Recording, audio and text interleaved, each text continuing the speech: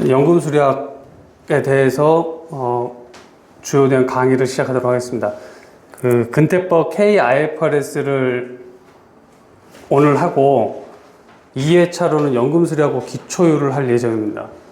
3회차로는 EAN하고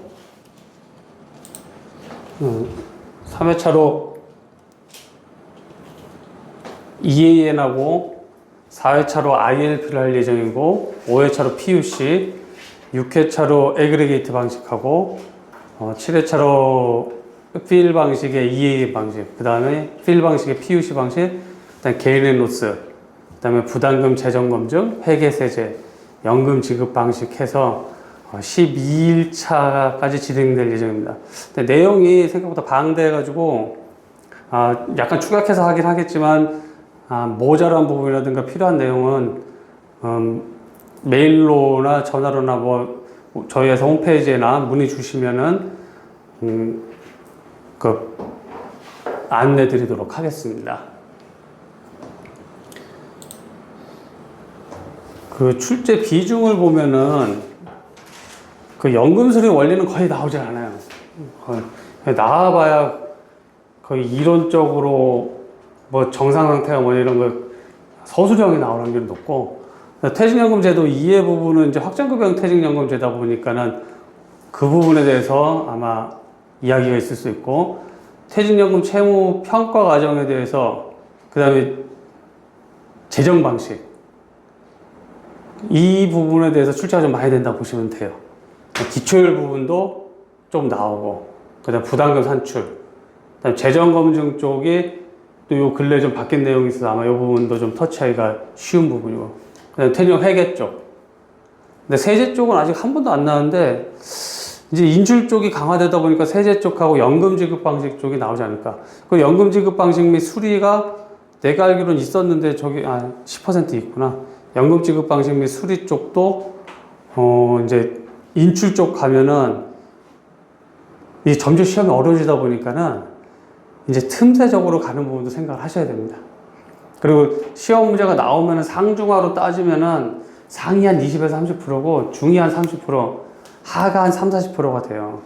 하는 무조건 맞추셔야 되는 거고, 중에서 이제 당락이 결정된다고 보시면 됩니다.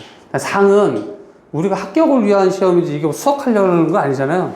수석하려고 100점 받을 분도 계시겠지만 합격을 위한 점수니까는 60점만 받으면 되니까 하는 무조건 맞춰야 된다.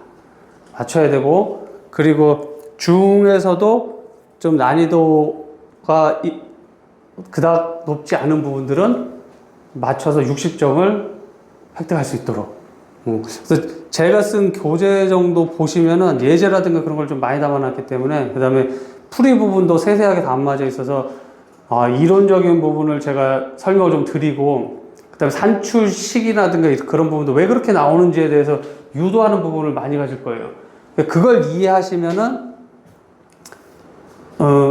지금 시험 준비하시는 분들 다 머리가 좋기 때문에 그 산출식을 외우고 이제 문제풀이에 대응하는 과정을 거쳐야 되니까는, 그거는 이제 제가 각 챕터당 문제 그 재정 방식 같은 경우는 한 10문제 전후로 담아놨는데, 그 정도만 풀어도 문제가 없지 않을까.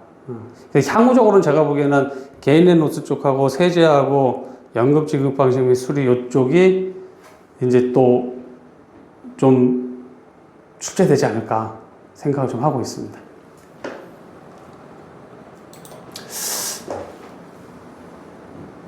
지금 우리 연금 수리를 하는 게 이게 보험 수리나 계리 리스크나 뭐 리스크 모형론이나 재무공학인가 그거나 다 어떻게 보면은 좀 비슷비슷하다고도 할 수 있는데, 연금 수리는 좀 어떻게 보면은 좀 생뚱맞은 학문이라고도 할 수 있어요. 보험 수리 쪽에 들어가도 되는데, 근데 이게 나온 이유가 그 퇴직금을 지급하는 게 이게 근태법에 명시가 돼 있어요. 근태법에.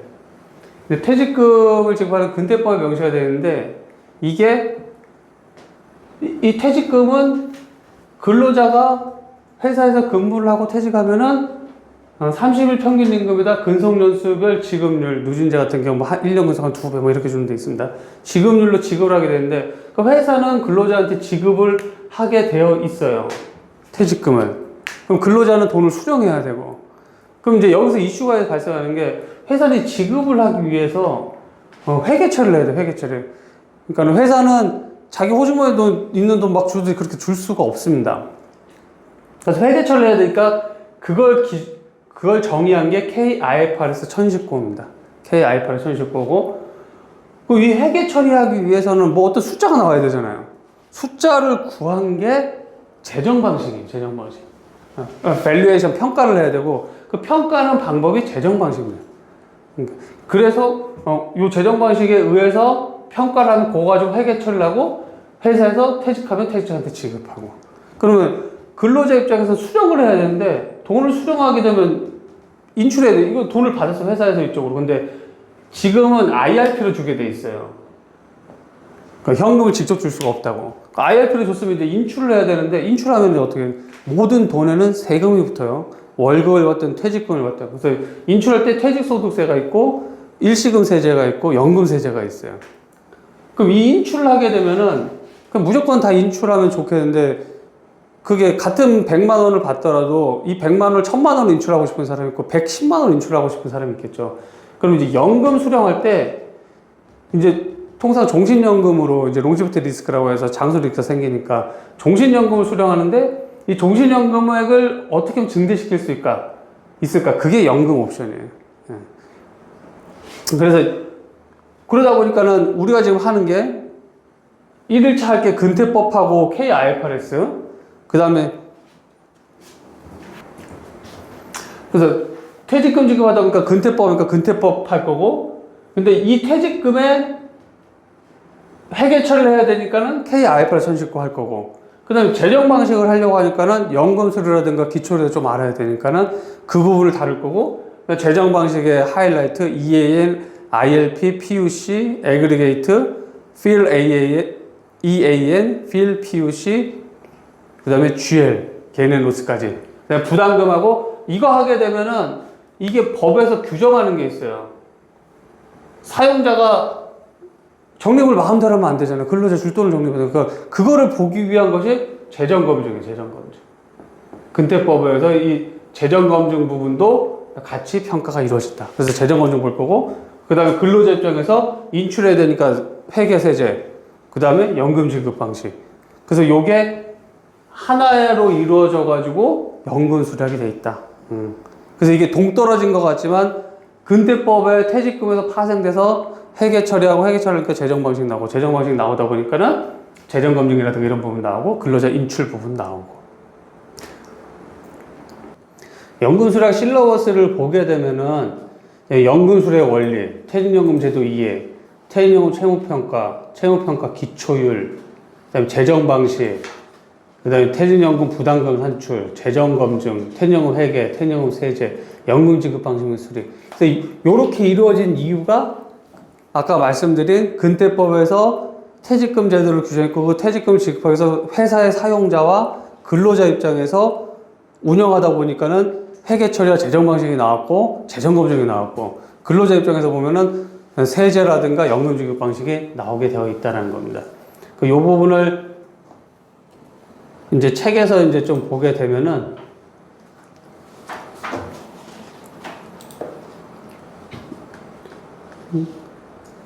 근로자 퇴직급여 보장법에 보면은 이게 이제 1층 국민연금, 2층 퇴직연금, 3층 개인연금으로 구성되어 있다고 하고 있어요. 근데 국민연금은 국가에서 보장하는 건데 이게 40년 근속해야 지금 현재 40%를 받을 수 있어요. 50%구나. 아니, 40%로 내려왔죠. 28년까지 40%까지 하향 조정한다고 했으니까. 근데 통상 우리가 회사 다니면 몇 년 정도 근속하냐. 옛날에는 55세 정년일 때 한 30년도 근속을 못했어요. 근데 지금 60세가 정년이 늘어났기 때문에 한 30년에 35년 근속하다가 보면은 저 40%보다 낮은 한 5% 전후 간다고 봅니다. 그러니까 내가 100만 원 받고 퇴직했다 그러면 한 35% 정도 보장된다 라고 보면 돼요. 그러니까 퇴직연금 제도를 보면은 DBDC IRP가 있는데 그 퇴직연금 제도가 DB, DC, IRP가 있고 여기에 퇴직금 제도가 DB하고 유사하게 있어요. 그러니까 DB는 그 퇴직자한테 지급할 퇴직금이 확정돼 있다. 이게 뭐예요? 30일 평균 임금에다가 곱하기 근속연수 지급률. 이렇게 사용자가 퇴직자한테 지급할 퇴직금이 확정된다. 사용자 관점에서. 다 사용자 관점입니다. 그 다음에 DC는 사용자가 부담할, 사용자가 지급할 부담금이 확정되어 있다. 이 두 개 차이가 똑같은 말인데 무슨 얘기냐면은 얘는 퇴직 시점을 얘기하는 거야. 얘는 퇴직 시점. 얘는 퇴직 시점. 얘는 재직 시점이에요. 재직 시점. 무슨 얘기냐면은 홍길동이 여기서 퇴직할 거예요. 여기에 100만 원, 여기 200만 원, 평균 임금 여기 300만 원으로 치면은 그럼 여기서 퇴직한다고 치면은 퇴직금이 얼마예요? 여기서 퇴직한다고 하면 퇴직금은 1년 여기서 입사해가지고 1년, 2년, 3년 됐어요. 그럼 퇴직금은 300만 원 곱하기 단수제인 경우는 3년 하면 900만 원. 요게 확정돼 있다는 거예요. DB는. 근데 DC는 여기서 확정된 게 아니라 요 시점에 보면은 부담금 나입할 돈이 얼마예요? 부담금 나입할 돈이 100. 요 시점에서 부담금 나입할 돈이 200. 요 시점에 부담금 나입할 돈이 300. 그래서 100덕, 200덕이 300 하면은 600이라는 돈이 확정되어 있는 거예요. 이게 DC. 그러면은 요거 사용자 입장이고, 그러니까 사용자 입장에서는 부담할 돈이 900과 600이 돼 있죠. 그럼 근로자 입장에서는 얼마를 받느냐? 근로자 입장에서는 요거는 DB고 요건 DC로 따지면은 DB는 얼마 받아요? 근로자는 900 받죠. 이거 지급할 금액 확정됐으니까 이 사람도 금액 확정. 근데 DC는 600. 일단 100, 200, 300은 받았죠. 그러니까 600 더하기 운용수익 해가지고 이게 퇴직금이 돼요. 그러면은 이 DB와 DC를 선택할 때 극명한 차이가 있어요.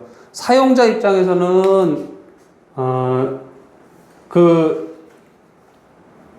부담할 비용이 많은 게 좋아요? 적은 게 좋아요?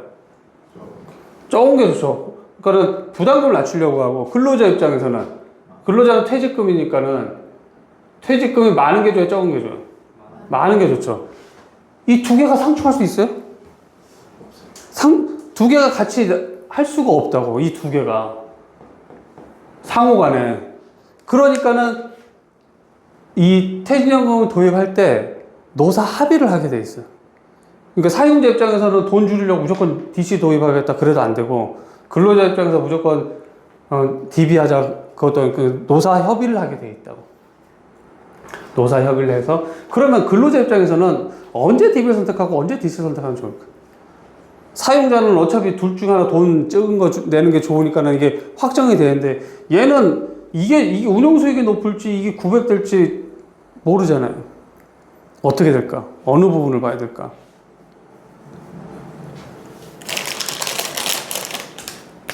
여기서 이제 나오는 게, 운용수익은 수익률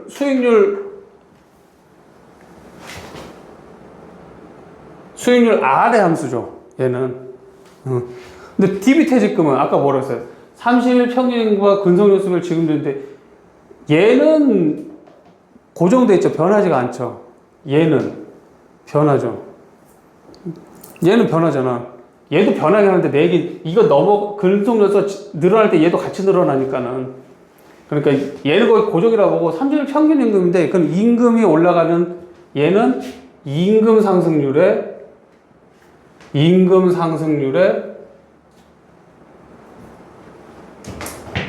수익률 함수다. 그러니까 수익률이 얘는 임금 상승률이고 얘는 수익률이 운용 수익이다. 수익률이고 수익률로 하면 안 되고 운용 수익이라고 해야겠다. 운용 수익. 운용 수익률 R과 임금 상승률.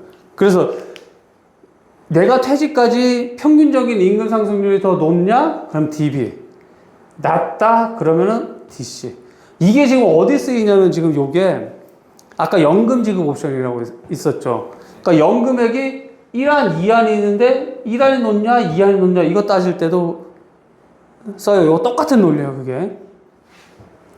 그러니까 우리나라 같은 경우는 사원, 대리, 과장, 차장, 부장 이런 식으로 그 체계가 돼 있어가지고 그 체계에 따라서 임금이 올라가요. 임금이 올라가다 보니까는 차장 정도까지는 DB가 더 유리해요.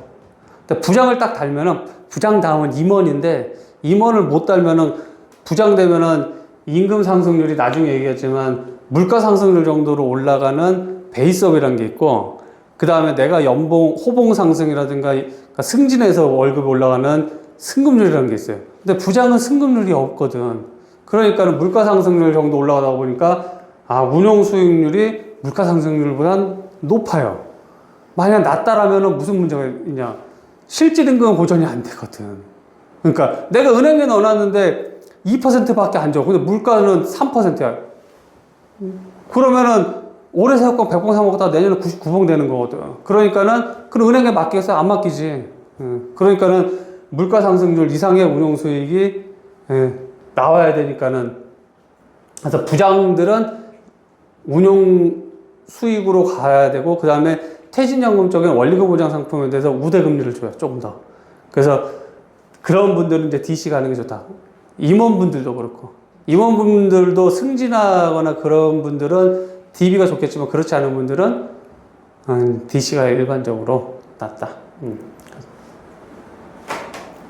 그러니까 아까 얘기한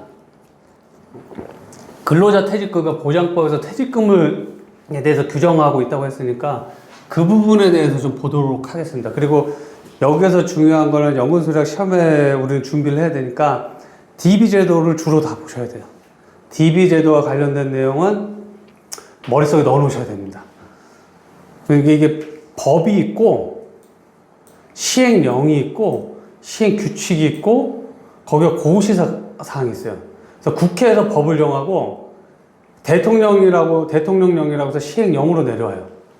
그래서 법에서 위반한 사항을 정하고 또 시행령에서 다시 시행규칙으로 그 고용노동부 장관이라든가 행안부 장관이라든가 그런 장관님들이 시행규칙을 만들어요. 그 다음에 그 내용에 맞춰가지고 또 고시로 또 별도로 정하는 내용들이 있어요. 그래서 법을 보면은 1장, 2장, 3장, 4장이 있고, 그 다음 몇 조, 그 다음 1항, 2항, 3항, 4항, 1호, 2호, 3호, 4호, 가목, 나목. 요렇게 장, 조, 항, 호, 목으로 되어 있다. 요거는 동일하니까 여러분들이 보험회사에 가서 상품 개발 만들 때 약관 만들면 똑같습니다. 장, 조, 항, 호, 목. 요렇게 가는 거. 그래서 여기서 보면 일장 총칙이 있고 퇴직급여제도 설정이 있고 3장 확정급여형 퇴직연금제도 이 부분이 여러분들이 주요하게 봐야 될 내용.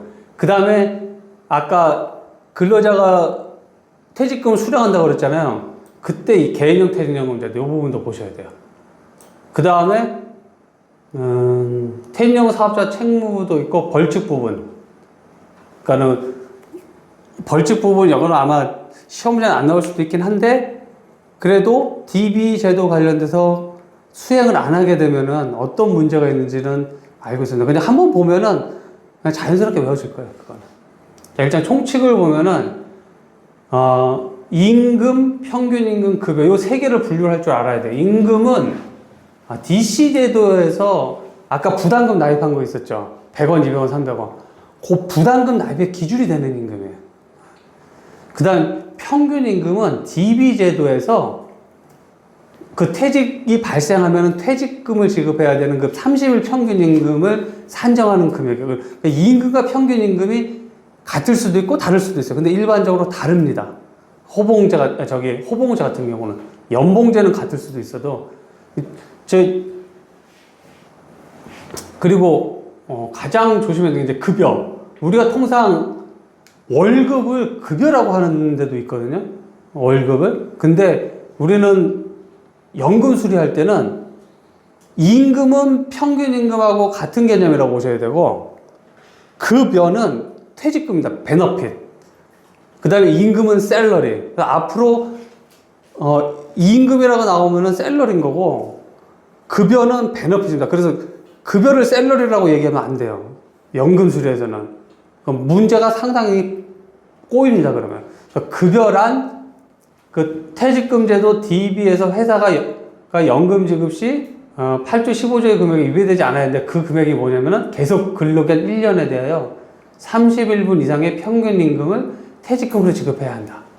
그래서 31분의 평균 임금 있죠. 31분의 평균 임금을 퇴직금으로 근속연수 1년당, 이거를 법정제 또는 단수제라고 해요. 1년 근속에 대해 31분 평균 임금의 2배수를 지급한다. 그럼 이제 2배수 또는 1.5배수. 그걸 이제 누진제라고 하고. 그리고 만약에 그 제도가 바뀌었다. 그럼 이제 그때 과거근무원가라는 게 생성이 돼요. 나중에 이제 회계 쪽에서 나올 용어입니다. 그래서 여기서 중요한 건 임금과 평균 임금은 우리 연금 수리학에서는 비슷한 개념으로 셀러리라는 개념이고, 급여는 베너핏이다.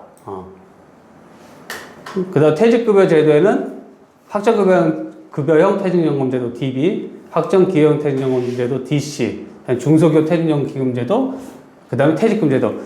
우리가 다루는 부분 확정급여형 퇴직연금제도도 있지만 퇴직금제도 아까 같다고 그랬어요. 퇴직금제도가 단지 다른 거는 확정급여형 퇴직연금제도는 사회 적립을 해요. 근데 퇴직금제도는 사회 적립을 안 해요. 그 두 개 차이가 있고 나머지는 똑같다. 퇴직연금제도에는 DB, DC, IRP가 있다. 그래서 우리가 알아야 될 건 DB, 퇴직금제도, IRP. 이 세 가지입니다. 그리고 혼합형 제도라는 게 있어요. 혼합형 제도는 DB 설정 비율이 1 이상이 되어야 한다로. 무슨 얘기냐면은 DB하고 DC하고 유불리가 있다고 그랬잖아요. 그러니까 두 개 다 하고 싶은 회사도 있을 거 아니에요. 하라 이거야. 하라 이건데, 그래서 DB 80%, DC 10% 이렇게 못 한다는 거예요. 그러니까 합치면 90%니까는. 그래서 설정 비율이 1 이상이 되도록, DB 설정 비율이 만약 90이다 그러면 DC 설정 비율은 10 이상 나오게. 근데 이 혼합형 제도 왜 들어왔냐면은 경영성과급 DC라는 게 있어요. 그러니까는 그 경영성과급을 납입할 때 DB에서 납입을 할 수가 없어요. 개인 계좌가 없기 때문에.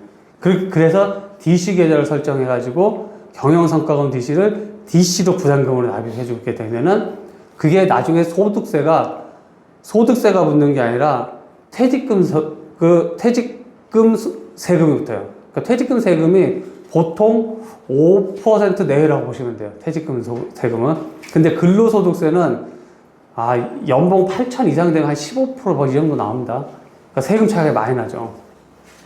그래서 그 경영성과금 DC라는 것도 하고 있다라는 거, DC 쪽. 다음에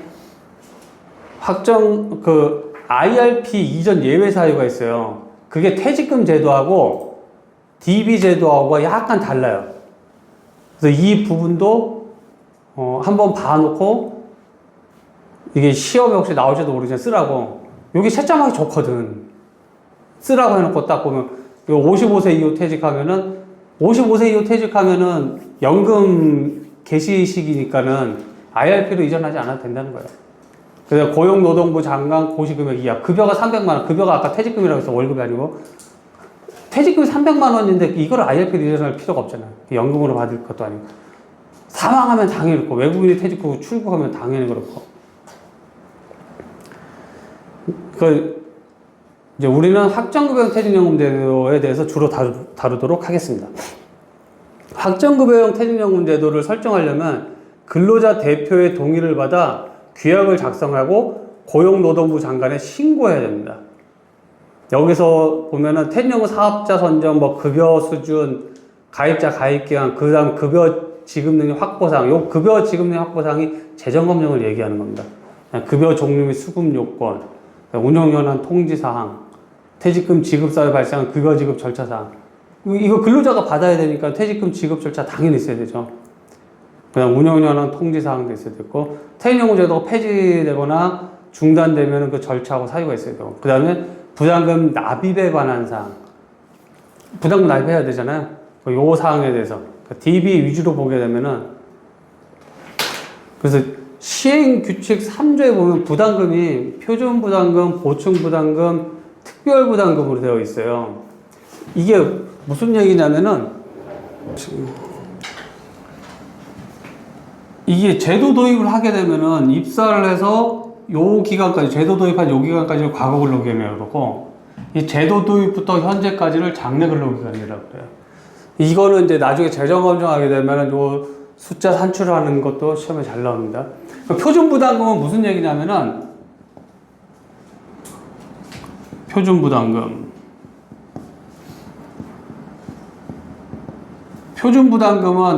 우리 재정 방식에 의한 노멀 코스트라고 해요. 노멀 코스트라고 하고, 요게 우리 보험으로 따지면 프리미엄 보험료라고 보시면 돼요. 그러니까 표준부담금이 노멀 코스트고, 그게 보험 수리에서는 보험료다. 보험료는 연금 수리로 가니까 이제 노멀 코스트라고 했고, 요 장래 근무 기간에 대해서 이제 퇴직금이 발생할 거잖아요. 그 퇴직금을 지급하기 위해서 부담금 납입한다. 재정 방식을 먼저 좀 미리 얘기하면은, 이 퇴직금에 대해서 우리가 적금을 넣는 거다가 생각하시면 돼요. 재정 방식. 퇴직금에 대해서 우리가 이거 적립을 해야 돼요, 적립을 하니까는 적금을 넣는 거라고 생각해요. 이 적금을 넣는 게 얼마를 넣을 거냐? 이 장래분에 넣은 게 표준부담금. 그 다음에 이 과거분에 대해서 이 제도 도입할 당시에 요거 납입이 안 돼 있잖아요. 이 제도 도입하면은 요때부터 돈을 낼 거잖아요. 여기서부터 여기까지 돈을 안 냈잖아요. 여기서 여기까지는 돈을 안 냈잖아요. 여기서부터 돈을 납입할 거거든.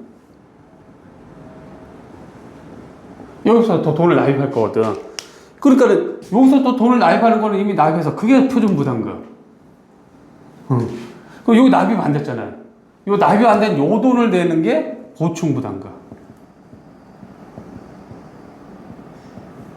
보충부담금이라고 하고, 이거는 일정 기간 동안 삼각해서 납입되게 돼 있고 10년 이내에 충당될 수 있도록 산정을 하고 되어 있습니다.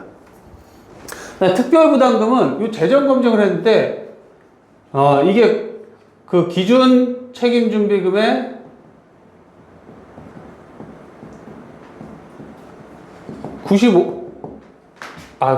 기준 책임준비금 곱하기 최소 적립 비율.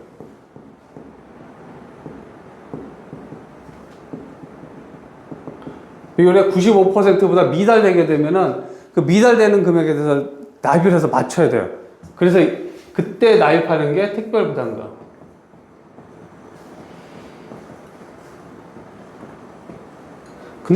근데 이게 이렇게 납입하려고 보면은 돈을 냈어요. 돈을 내면은 특별부담금 안에 얘하고 얘가 섞여 있죠. 예.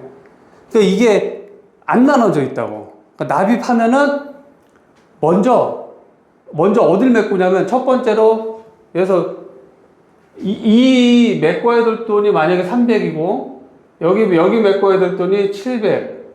그래서 현재 1000이 적립해야 된다. 그런데 이거 좀 숫자 좀 높일까? 이거 600, 이거 300이라고 400이라고 할까요? 근데 지금 얼마 적립돼 있냐면, 예를 들어서 450 적립돼 있다고 볼게요. 450. 그럼 모자라잖아요. 95% 이거 최소 적립비율이 100%라고 치면 지금 1000 적립해야 되는데, 근데 950보다 모자라니까 500 모자란다고 해서 특별부담금은 500을 납입하라고 하면은, 근데 실질적으로 500 납입 안 하고 만약에 300을 납입했다. 그럼 이제 300이 어떻게 꾸려지냐면은, 이 450은 얘가 다 적립된다고 가정을 하는 거야, 얘가. 600 중에서 450이 여기 적립되어 있으니까 150이 모자라겠네. 그러면은 여기 300 납입한 거, 이거 350이라고 할게요.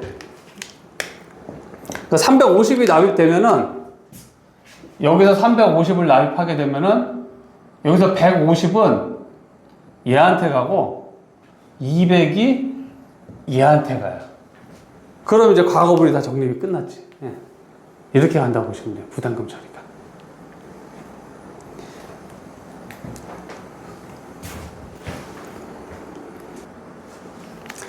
시행규칙 3조에 보면은 이제 기초율에 대해서 정의를 하고 있어요. 부담금은 예상이율, 예상임금, 예상세율, 예상 사망률 등을 기초로 산정한다. 우리가 산정하는 거는 퇴직금이라고 했잖아요. 근데 그 퇴직금을 공정가치 평가하는 거예요. 공정가치. 앞에서 아까 말을 못했는데 공정가치 평가하는 거기 때문에 공정가치 평가를 하려면은 퇴직이 지금 안 일어나잖아요. 미래에 일어나잖아요. 그러니까 미래에 일어나니까 미래 금액을 평가해야 되거든. 여기서 또 하나 말씀드리면은 계리사가 하는 일은 현재를 평가하는 게 아니라 미래를 예측해가지고 미래에 일어날 사건에 대한 거를 그 금액화해가지고 현재 가치로 평가하는 게 계리사 역할이에요. 그러니까 거기 이제 리스크라든가 이런 거 다 평가를 하죠. 그럼 회계사분들은 어떤 역할을 하냐면 회계사분들은 과거에 어떤 영업 활동을 하든 뭘 하든 하죠. 수익이나 뭐 비용 발생하고 그걸 가지고 현재 시점에서 이 회사의 상태를 만들어내는 거예요. 그러니까 회계사분들은 과거 값을 가지고 현재를 만드는 분들이라고 생각하면 되고 계리사분들은 미래를 예측해가지고 리스크나 이런 걸 반영해서 현재 값을 뽑아내는 거예요. 그러다 보니까는 미래를 예측하는데 많은 변수가 들어가죠. 그러니까 확률이라는 개념과 현재 가치라는 개념. 물론 회계사분들도 다 잘 알지만 그 부분에 대해 이제 전문가가 아니다 보니까는 계리사분들이 그런 부분들을 평가한다고 보시면 돼요. 그러니까 이런 기초율이 나오면은 한 번 산출된 기초율을 주구장창 쓸 거냐. 우리도 어렸을 때 옷 한 1년마다 바꿔 입죠. 그렇죠? 뭐 지금은 이제 키가 다 자랐기 때문에 더 이상 옷 바꿔 입을 일 없겠지만 옷이 해지면 바뀌겠죠. 그래서 한 3년 입으면 옷이 해지니까 그 개념으로 생각하면 돼요. 그러니까 기초율도 한 3년 지나면은 이 회사 상태에 맞게 변경을 해라. 그리고 예상이율은 10년 만기 국고채 36개월 평균 수익률을 써라. 왜냐면은 할인율은 시중금리를 반영하다 보니까 이 변동성이 심해요. 변동성이 심하다 보니까는 이게 어떻게 복불복이 될 수도 있잖아요. 그러다 보니까는 이게 평가에 영향을 미치다 보니까는 좀 안정적으로 가져가기 위해서 국고채는 국가에서 보장하는 건 안정하고 또 36개월 쓰니까 플럭추에이션이 있더라고 하더라도 어느 정도 평균적으로 갈 수 있는. 그래서 36개월 평균 수익률을 쓰고 0.25% 단위 반올리면서 적용합니다. 거기 예시 적어놨어요. 2.26은 2.25%, 2.874는 2.5, 2.75에서 0.25% 단위 반올림이니까 2.75에다 0.125를 기준으로 해서 올라가요. 이게 무슨 얘기냐면은 0.25% 포인트 단위로 반올림해서 쓴다고 했어요. 반올림. 그 얘기는 2.75%, 3%, 3.25% 이렇게 쓰겠다는 거예요. 그러면은 이 중간에 거를 이제 반으로 써야 되니까 2.75, 3%의 반은 얼마예요? 2.875%죠. 그래서 요거보다 작으면은 미만이면 얘를 쓰고 이상이면 얘를 쓰고 요 얘기예요.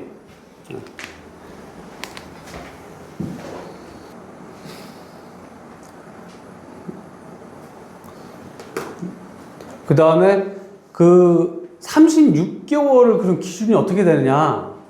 그것도 논란이 있었어요, 예전에. 그러니까 사업연도 만에 2024년 12월 31일 기준이면은 2024년 12월 31일 그날 딱 재정검증을 하면 좋겠는데 그날 재정검증을 못해요. 25년 1월 1일부터 25년 6월 30일 사이에 해요. 그러면은 직전 사업연도 말 기준 10년 만기인데 직전 사업연도 말이 언제냐?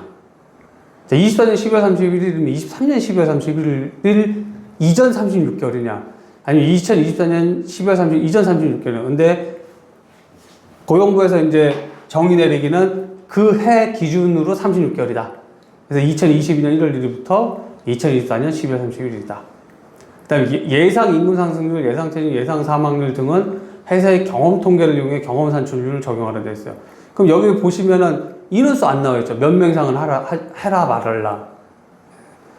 그러니까 이거 보고 계리사가 판단해서 하라 그 얘기예요. 근데 거기 밑에 보면 보험개발원장이 발표하는 자료를 활용한 기초율을 이용 가능한 경우가 있어요. 즉 이걸 우리는 표준율이라고 해요. 표준율. 표준율을 사용할 수 있는 경우가 있는데 그때가 언제냐면은 해당 사업이 성립된 지 3년이 안 됐어요. 3년이 안 됐다는 얘기는 회사가 설립이 되면은 처음부터 한 1000명, 2000명 뽑아주고 하는 게 아니잖아요. 처음에는 세팅하느라고 올해는 한 10대 명, 그 다음에는 한 200명, 그 다음에는 500명. 그러니까는 그 만약 기초를 산출한다면 그 의미를 갖겠어요? 안 갖죠. 갖기가 어렵죠. 만약에 처음에 300명이었는데 그 다음에 310명, 300, 요렇게 만약에 형성이 됐다 그러면은 이건 좀 유의미하죠. 근데 아까 말씀드렸다시피 처음에는 한 10대 명 했다가 그 다음에 한 200명 했다가 그 다음에 한 300명 했다가 그러다 보니까 회사 안정화를 거치는 기간까지 한 3년 보고 있는 거예요. 그 다음에 화재 등으로 경험 통계 자료를 분실한 경우 자료가 없으니까 당연히 할 수가 없죠. 그 다음에 경험 통계를 장래 예측으로 사용하기에 부적합한 경우 부적합한 경우도 있어요. 그런 경우에는 표준율을 쓴다. 근데 이 표준율이 보험계열에서 발표하는 게 300인 이하, 300인 이상으로 만들어졌어요. 300인 미만, 300인 초과. 그러다 보니까는 이 경험률을 만들 때도 회사에서 통상 300인을 기준으로 하는 회사들이 많아요. 300인. 근데 제 생각은 한 100명만 돼도 퇴직률 같은 경우는 유의미하게 나와요. 승급률 같은 경우도 그렇고. 그래서 그런 경우에는 경험 통계를 더 적용하는 게 적정하다. 왜냐면은 그 300인 이하 같은 경우는 퇴직률도 10% 전후예요.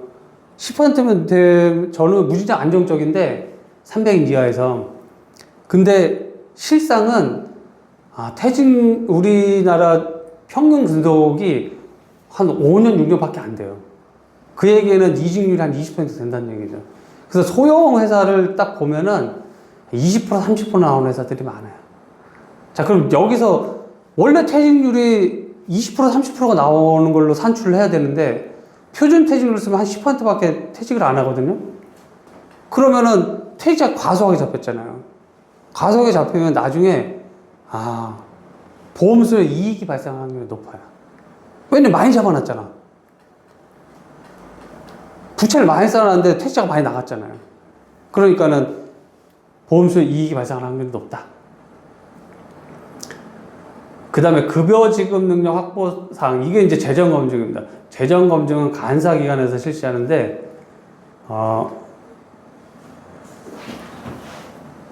이 재정 검증 쪽은 시험 문제 나오는 부분이라서 좀 풀고 하긴 해야 돼요.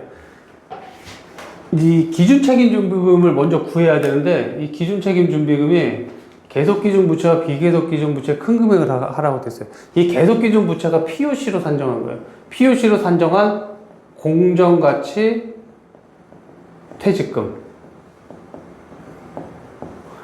비계속 기준은 지금 퇴직했을 때, 지금 퇴직한다면 지급할 금액.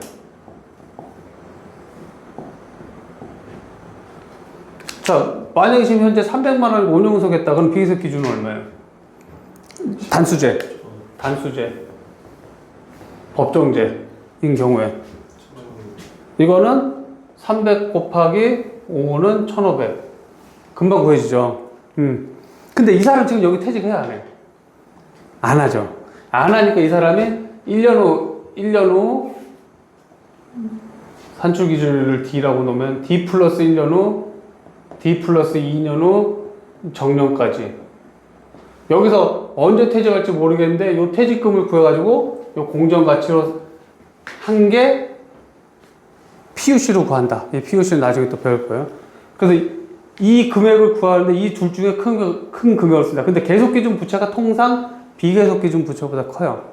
왜냐면은 계속기준 부채 PUC 구할 때 임금 상승률은 분자 요소고 할인율이 분모 요소로 들어가는데 통상 얘가 더 크다. 얘가 더 크니까는 분자가 더 크니까는 추계액보다 좀 더 크게 나온다. 일반적으로. 그리고 아까 얘기한 기준 책임 준비금 대비 얼마를 쌓아야 되느냐라는 게 있어요. 그게 지금 최소 적립 비율인데 최소 적립비율이 현재는 100%라고 보시면 돼요. 근데 과거 근무 기간을 이행하면은 아까 얘기했던 과거 근무 기간이 좀 많이 쌓인 데는 한 번에 쌓아야 될 금액이 많잖아요. 그러니까 그 금액에 대해서는 경과 기간을 둬가지고 차근차근 쌓게 그렇게 돼 있어요. 그럼 여기 보면은 이 표는 아마 시험 문제 나오면 이 표는 줄 거예요. 이걸 외워서 풀려고 하기에는 좀 너무 가혹하고, 그러니까 과거 근로기간 연수하고 가입 후 연체에 따라 달라요. 아까 과거 근로기간 연수 입사부터 제도 도입까지.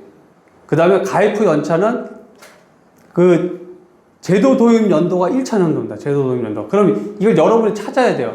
과거 근로기간 연수가 만약 3년에서 5.7년이다 그러면은 3년에서 6년 미만이고, 만약에 제도 도입 후 3년이 지났다 그러면 3차 연도. 그럼 과거 근로기간의 최소 적립 비율은 60. 이게 이제 어디 나오냐면은 요렇게 식이 정해져요. 그러니까 전체 가입자의 평균 과거 근로기간 곱하기 해당 기간 최소 적립 비율, 전체 가입자의 평균 퇴직연금 설정의 평균 가입기간 곱하기 100%, 나누기 전체 가입자의 과거 근로기간을 포함한 평균 전체 가입. 요 유를 산출할 줄 알아야 돼요.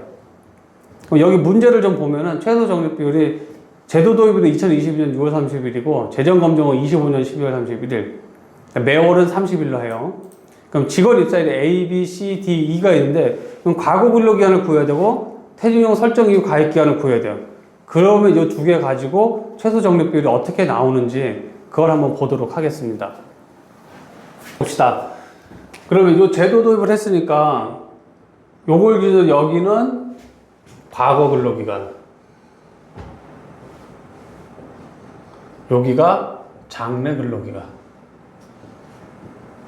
근데 아까 보면 그 평균을 쓰라고 되어 있잖아요. 그 평균을 써야 되니까 이게 따로따로 구해야 된다고. 여기서 여기까지. 자, 그러면은 A는 18년 1월 1일 입사했으니까 여기까지 몇 년 된 거예요? 18, 19, 20, 21, 22. 4.5년 됐겠네.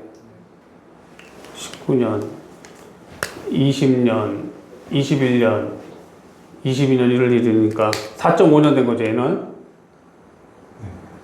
그 다음에 B는 19년 1월 1일이니까 3.5년. 얘는 C는 0.5년. 요 나중에 요거 계산할 때 시험장관 가서 긴장하면 이게 계산이 안 돼. 그러면 차라리 하나하나 그려. 손가락으로 세든가. 머릿속에 막 암산하다가 1년 틀려가지고 저 숫자 틀리지 말고. 그 다음에 얘는 D는 있어 없어? D는 없지. E는 없지. 이제 미래 얘는 여기니까. 미래는 얘는 여기까지 22년 6월부터 여기까지 몇 년 된 거예요? 3.5년. 얘는 3.5 아니지. 23년 얘도 3.5지. 내가 헷갈렸다. 3.5. 얘도 3.5 똑같지. 얘는 23, 24, 25, 3년. 얘는 2년. 이렇게 됐죠. 네. 그럼 요거 다 합치면은 얘는 8년 근속했고, 얘는 7년 근속했고, 얘는 4년 근속했고, 얘는 3년, 2년. 이렇게 나옵니다. 자, 그러면 이제 과거 근로기간 평균을 보여요. 과거 근로기간 평균은 이제 썸해가지고 나누고 오니까, 요 썸하면 얼마야? 썸하면은 나누면 오니까는 4.5, 3.5, 0.5, 8.5네? 8.5 나누기 5니까는 1.7년이 나왔고, 그 다음 얘도 썸에서 나누기 5니까는 3.5. 거기 숫자 있어. 15.5? 15.5 나누기 5 하면은 3.1년. 그래서 여기서 조심해야 될 거, 얘는 0이라고 해서 빼면 된다, 안 된다? 안 된다. 0도 들어가야 된다. 그럼 1.7년하고 3.1년이니까 우리 보면은 전체 가입자의 평균 과거 근로기간 최소 적립 비율은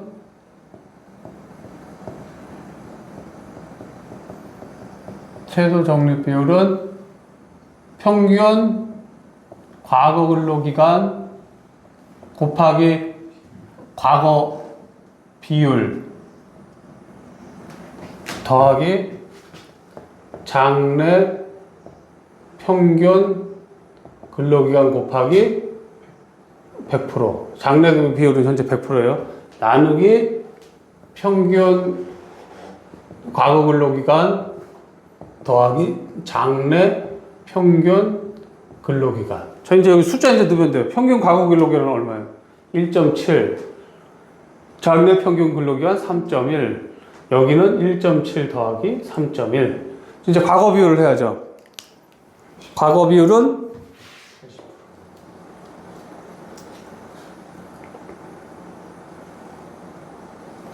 자, 여기 봅시다. 과거 근로기간에 지금 평균 과거 근로기간은 과거 근로기간 연수 몇 년이에요, 지금? 1.7. 그러면 어디에 해당돼, 여기서? 1년 1년에서 3년 미만에 해당되네. 그럼 이제 가입 후 연차를 찾아야 돼. 가입 후 연차 우리 몇 년 차예요, 지금?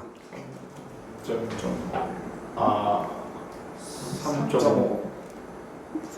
가입 후 연차인데 여기 3.5년은 없으니까 몇 차년대, 몇 차년. 자, 봅시다. 22년 말이 1차년도잖아. 22년 12월 31일이 1차년도.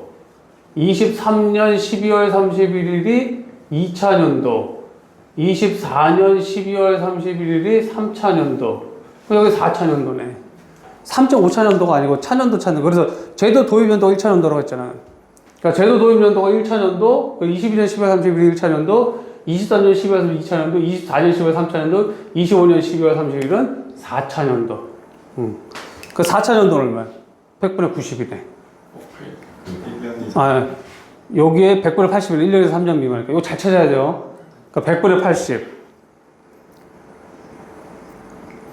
그래서 여기 22년 10월 31차년도, 23년 10월 2차년도, 24년 10월 3차년도, 25년 10월 4차년도. 4차년도니까는 80%. 그러면 이제 최소 적립 비율이 92.92%라고 보시면 돼요. 네. 그래서 보시면은 92.92%가 나왔고, 저걸 최소 적립 비율을 이제 유지를 해야 된다. 그 다음에 이 재정 검증을 하게 되면 사용자에게 통지를 해야 돼요. 그러니까 서면 또는 정보통신망, 전자통신망에 의한 방법을 통지해야 되고, 만약 적립금, 최소 적립금보다 부족하면 근로자 대표에게도 통지해야 돼요. 이때 재정 검증할 때 그 실적 배당에 대해서 금액을 어떻게 산정해야 될 것인가에 대한 이슈가 좀 있어요. 이 내용을 좀 보면은, 그러면은 우리가 아까 부채 쪽은 기준 책임 준비금이라고 구했죠. 재정 검증할 때. 근데 자산 쪽도 구해야 될 거 아니에요. 자산 쪽도 이거 공정가치를 해야 될 거 아니에요. 공정가치를 해야 되는데, 공정가치라고 하긴 그렇고, 자산 쪽도 금액을 구해야 되잖아요. 자산 쪽 금액. 자산 쪽에 대해서도 이 금액을 산정을 해야 되는데, 그리고 두 개를 비교해야 되거든. 비교해야 되는데, 이 금액 산정할 때, 이게 원리금 보장 상품처럼 금액이 계속 자산가치 이렇게 늘어나는 상품이면 아무 문제가 없는데, 실적 배당은 원금이 요거에다가 이렇게 왔다 갔다 하거든. 그래서 이게 이렇게 폭락할 수도 있고, 또는 이렇게 막 올라갈 수도 있거든. 그래서 이 자산금을 어떻게 평가할 거냐. 여기다 갑자기 며칠 만에 이만큼 올라갔어. 그럼 이 올라간 금액을 다 쳐줄 거냐. 실적 배당 이게 만약에 원금은, 여기 사업연도 말 금액은, 예를 들면 사업연도 말 금액이 100원인데, 100원인데, 아니지. 이렇게 하면 안 되지. 여하튼, 이 금액이, 만약에 여기가 250이 될 수도 있고, 요게 만약에 150이 될 수도 있잖아요. 예, 원금은 100인데. 이럴 때, 기말 금액을 기준으로 해가지고, 이 1년 동안 평균 얼마인지를 해가지고 금액을 산정하는 방법이 있어요. 무슨 얘기냐면은, 종가. 이 시점에 기말에 보니까 원리금도 1,000원이고 실적배당도 1,000원인 거예요. 그러면 얼마 가지고 있는 거예요? 거예요. 만약에 내가 기말에 12월 30일 내가 해지하면 얼마 받을 수 있어요? 1,000, 2,000 받을 수 있죠. 근데 이 금액을 쓰지 말라는 거예요. 실적 배당은. 원리금을 쓰는데 실적 배당은 여기서 그때 금액이 1,000이 아니고 이게 갑자기 올라가지고 예를 들면 1,050, 2,200 될 수도 있잖아요. 이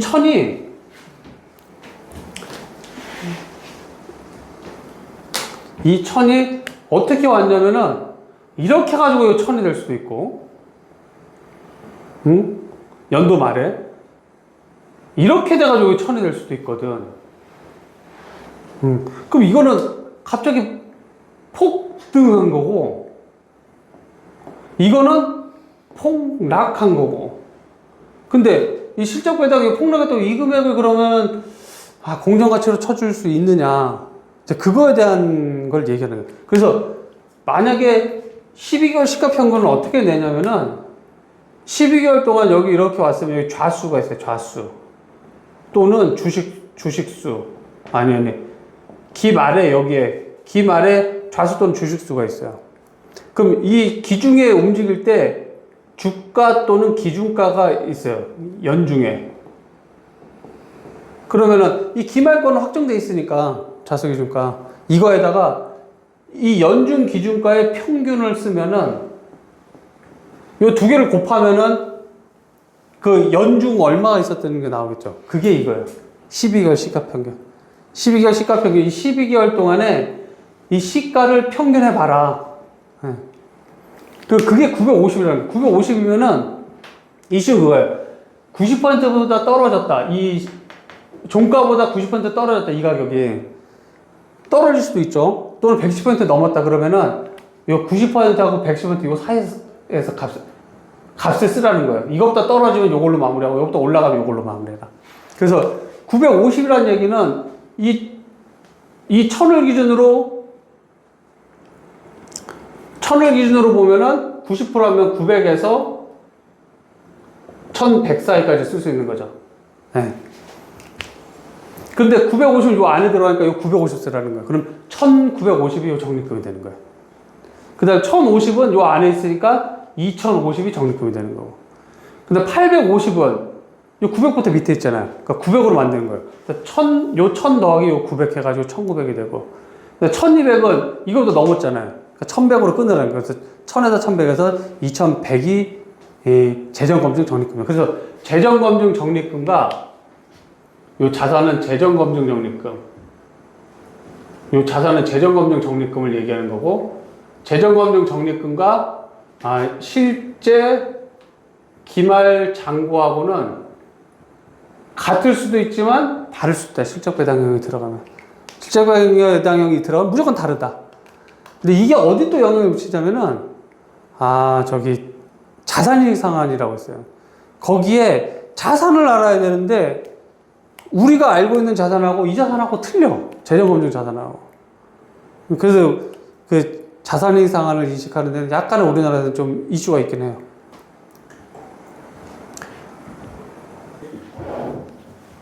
이건 이제 변경된 부분인데 아마 이 부분도 시험 문제에 나올 거예요. 그러니까 사용자는 최소 적립금 95% 미만 적립금에서 적립금 부족을 해소를 한다. 해소를 어떻게 하라고 했냐면은 부족분 비율의 3분의 1 이상을 직전 사업년도 종료 후 1년 이내에 해소해야 된다. 이렇게 돼 있어요. 그러니까 그럼 2년 사업년도 말에 최소 적립금 적립 비율은 전년 재정검증 적립 비율 더하기 전년 재정검증 부족 적립 비율 나누기 3. 요걸 적립을 돼요. 그래서 현장에서는 이거를 그냥 금액으로 얘기해줘서 처리하는 경우가 있는데 이게 그렇게 처리하면 안 된다. 예시를 보면은 2025-4년도에 기준책임률 1000이고 최소 100% 적립금 760이고 26 사업년도 말에 2000이라면 최소 적립 100%. 이때 2026년도에 4년도 적립 비율은 얼마인가? 이걸 한번 보도록 할게요. 내용을 보면 25년 말, 26년 말인데 기준 책임률은 1000, 2000, 최소 적립비율은 100%. 그럼 최소 적립금은 1000, 2000이 되겠죠. 기준 책임률은 최소 적립비율 곱하니까. 그리고 현재 적립금이 760. 그럼 760은 760 나누기 1000 나누기 760 하면은 76%가 적립되어 있어. 근데 최소 적립비율이 100% 76% 적립되어 있으니까는 24%가 부족하잖아요. 이 24% 중에서 나누기 3 해가지고 8%를 여기서 적립을 맞추라는 거예요. 그러면은 전년도 76%에다가 요거 더하기 8% 하면은 84%를 최소 적립비율을 맞춰야 돼요. 그럼 84% 최소 적립비율은 지급이라든가 그런 게 아무것도 없다라고 치면은 기준 책임증비 2,000이니까는 적립금이 얼마 돼야 돼요? 그러면은 2,000 곱하기 84% 하면은 2,000 곱하기 84% 하면은 1,680을 준비금을 맞춰야 돼요. 근데 아까 여기 760 있다고 그랬잖아요. 네. 지급액이 하나도 없었어. 그럼 얼마 더 내야 되는 거예요? 920을 더 내야지. 이거하고 이거 차이게 920을 플러스로 더 내야 된다. 근데 여기서 이제 실무. 이 재정검증 이거 언제 한다고 했어, 이거? 26년 말 거나. 26년 12월 30일날 재정검증이에요? 언제예요? 26년 1월 1일부터 26년 6월 30일까지 하는데 1월 1일날 자료 줄 수가 없어요. 단체에서도. 그러니까 통상 이 뒤에요, 뒤에 하는데 이때 하는데 이거를 해서 920은 언제 내요? 920은 이제 재정검증을 여기서 해서 안 내렸어. 여기서 했어 지금 재정검증을. 내는 거 26년 말.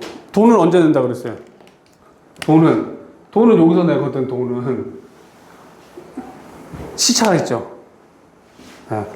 현실적으로 25년 6년 말인데. 27년. 요거 27년. 쏘리. 27년도에 재정검증을 하지. 27년 1월부터 27년 재정검증 이때 하지. 그러니까 요 시차가 발생하죠. 이거 만약에 이걸 적립을 못하게 되면 과태료가 붙어요. 200, 500, 1000. 이거 현실적으로 어떻게 해야 되겠어요? 이거는 이론에서는 시험 문제 이렇게 나오지만 현실적으로 이제 텐영 쪽에서는 이때 가재정검증을 해. 가재정검증. 이때. 가재정검증을 해서 지금 적립 부족이었으니까 명부 달라고. 명부 받아가지고 요 숫자 알잖아. 요 숫자 아니까는 이때 이 기준으로 산출해. 26년 말기로. 26년 한 12월, 한 10월이나 그때쯤에. 왜냐면 12월 달에 해가지고 안 내면 며칠 만에 돈 마련해서 낼 수도 있는 데도 있지만 돈 마련해야 될 거 아니야. 회사가 뭐 호주머니 돈 내는 것도 아니고. 예를 들어서 100억 내야 된다 해서 100억 현금으로 들고 있는 회사가 며칠이나 있겠어. 뭐 주식을 팔든가 아니면 건물을 팔든가 하여튼 뭐 해야지. 그러다 보니까 10월 달쯤에 이 가재정 검증을 명받아서 하고 그걸 이제 통지하고 그럼 이제 이게 좀 여유 있게. 아까 여기 36개월 평균 쓴다고 그랬잖아. 그럼 이제 36개월 평균도 얼마인지 대략 나와요. 금리가. 그거 가지고 해가지고 한다. 그게 이제 이건 현실. 그래서 이 기준 책임 준비금 대비 초과 적립할 수도 있잖아요. 그때는 반환한다. 특히 부담금 상계 처리하고 150% 초과 적립은 사용자한테 반환할 수 있다. 연금은 55세 이상이고 가입기간 10년 이상이고 연금 지급기간은 5년 이상 지급을 해야 된다라고 되어 있어요. 그 다음에 이 적립 비율로 지급할 수 있는 사유가 있어요. 사업적 파산 선고, 사업적 해상 절차, 임금채권 보장권, 재정검증 적립 비율이 100% 미달하는 경우. 장래만이 얘기도 전부액은 똑같습니다. 100% 미달하는 경우 적립 비율 지급입니다. 적립 비율은 추계액 나누기 적립금. 그 다음에 요 값이 25% 이상인 경우. 그다음에 전액 지급 시 다른 근로자 수급이 제한되는 경우. 왜 적립 비율이 왜 나왔을까요? 왜냐면 사회 적립된 거 어떤 한 사람이 다 타가 버리면 회사 문제 생기면 그 돈을 다른 근로자가 못 받게 되니까는. 그 다음에 IRP를 이전해야 되는데 이전 예외사유는 55세 이후 퇴직 시. 그 다음에 DB에서는 급여를 담보로 대출받을 수 있어요.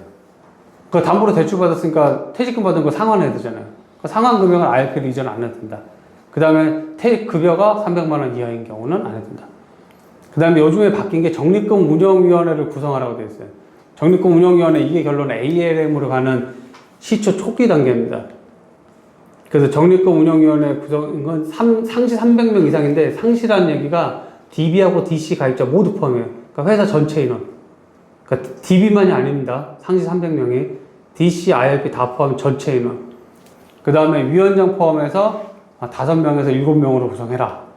퇴진연금 담당 임원이 위원장이 되라. 그 다음에 최소 적립금이 미달하는 경우에는 아까 같이 최소 적립금 미달했잖아요. 그러면은 근로자 과반수 동의로 선출된 직원, 그 다음에 자금운용, 재무, 인사, 노무 등의 퇴진연금 제도 관련 업무 부서장, 퇴진연금 자산운용에 관한 경험이나 전문 지식이 있는 사람, 이 사람들이 반드시 1인 이상 포함이 돼야 돼요. 적립금 운용위원회는 연 1회 이상 개최해야 되고, 적립금 운용계획서에는 적립금 운용 목적, 목표 수익률, 목표 수익률이 있으니까 운용해야 되죠. 그러니까 운용 방법. 운용 방법 하면 이거 평가를 해야 되잖아요. 우리도 학교 다니면은 시험 봐서 평가했잖아요. 평가를 받아서 얘도 운용 성과에 대해서 평가를 해야 돼요. 그 다음 운용 담당자의 의무 등 적립금 운용에 관한 사항을 적립금 운용계획서에 담게 되어 있습니다. 간사기간. 그러니까 운용관리기간이 여러 개인 경우는 간사기간을 설정하게 되어 있어요. 확정기회형 퇴진연금 제도에서는 중요한 거는 부담금 미납됐을 때 이자 계산하는 거. 그러니까 부담금 납입 예정일 다음 날부터 급여 지급 사유 발생일부터 14일까지 연 10%. 그다음 급여 지급 발생일부터 14일의 다음 날부터는 20%. 즉 납입 예정일부터 급여 지급 사유가 발생하면 급여 지급 사유라는 게 결국 퇴직이죠. 퇴직금은 퇴직 후 14일 내에 지급하게 돼 있어요. 그러니까 퇴직 후 14일까지는 연 10% 이자 줘라. 근데 그 이유가 지나가면은 20%라는 거. 요거 계산한 요거 식 보면 알 수 있을 테니까 넘어가도록 하겠습니다. 적립금 운용 방법도 넘어가고, 그냥 개인형 퇴진연금제도 운용 대상자. 보면 퇴직금에 대한 일시금 수령자, 퇴진연금제도 가입자 중에서 개인자금 납입 정리를 원하는 자, 자영업자 등에서 납입자금을 원하는 자, 이런 분들이 대상이다. 그 다음에 운용관리 업무에는 그 적립금 운용이라든가 퇴직금 지급이라든가 그런 준인사팀 업무를 해요.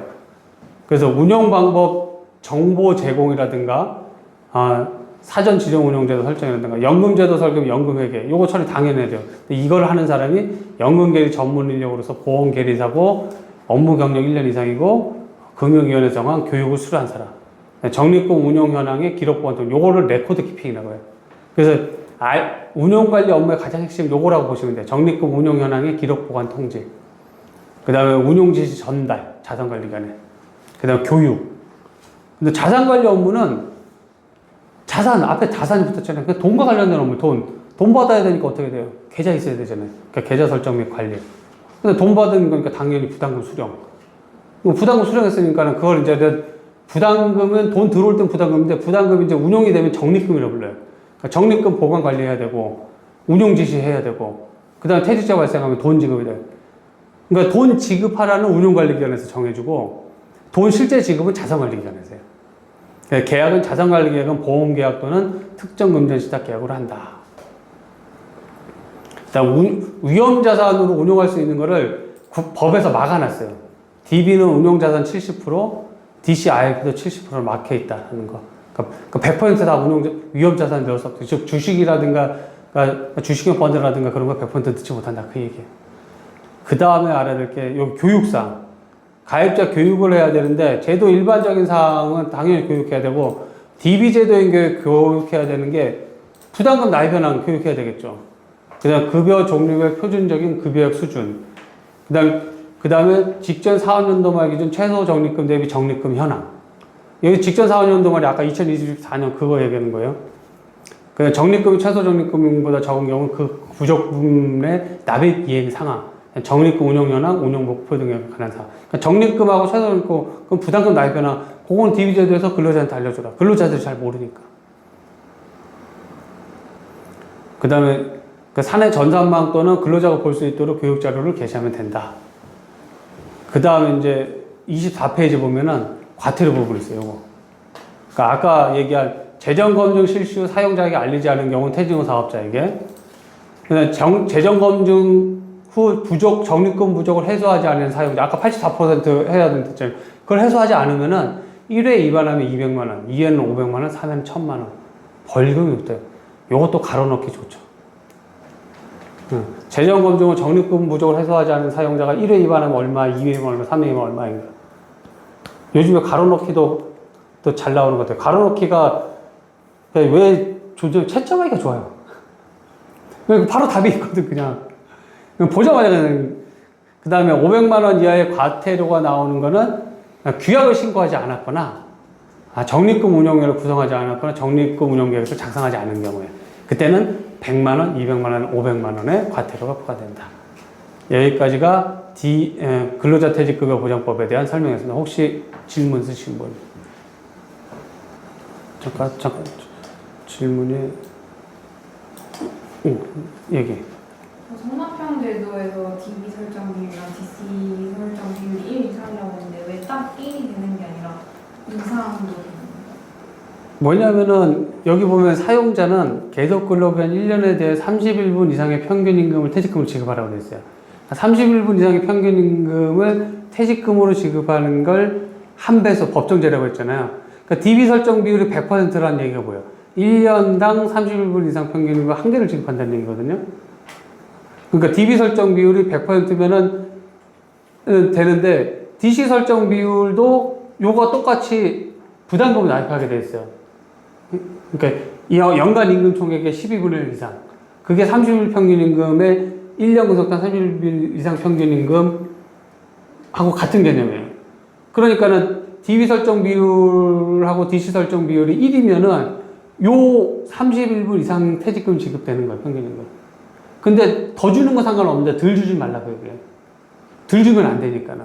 법상 계속 근로기 1년 뒤에 31분 이상의 평균 임금을 지급. 그래서 DB 설정 비율 더하기 DC 설정 비율 1 이상이 돼야 된다는 게 그 얘기예요. 1 미만이 되면 안 된다. 아까 DC 쪽에서 얘기한 사용자는 가입자 연간 임금 총액의 12분의 1 이상을 부담금을 가입자 확정기간 퇴직연금 제도 개정에 현금을 납입한다. 그러니까 DC 설정 비율 100%라는 얘기는 연간 임금 총액 12분의 1 이상을 납입을 하는 거예요. 그러니까 두 개를 합치면은 여튼 그 30일 평균 임금 이상이 되든가 1년당 아니면 연간 임금 총액 12분의 1 이상이 되든가 돼야 된다는 얘기입니다.